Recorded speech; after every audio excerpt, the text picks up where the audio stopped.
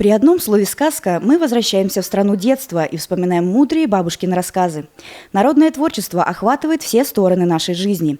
В нем отражается опыт прошлого, события настоящего, мечты и надежды на будущее.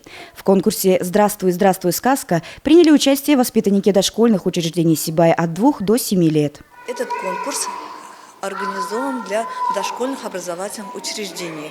Конкурс проходит 2 этапа.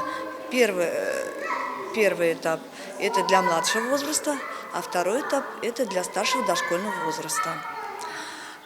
Была проделана огромная предварительная работа. Во-первых, огромная красочная подготовка атрибутов, костюмы яркие, красивые.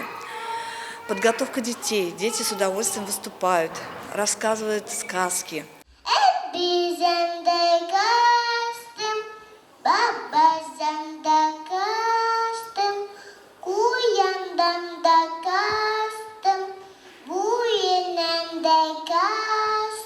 Непосредственно перед самим конкурсом педагоги детских садов провели со своими воспитанниками работу по постановке выразительности речи.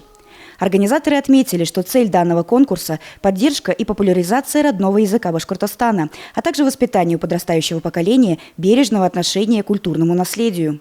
Всего на суд зрителей и жюри свои ораторские умения показали 28 юных сказителей. Гран-при завоевала Мадина Исенгильдина.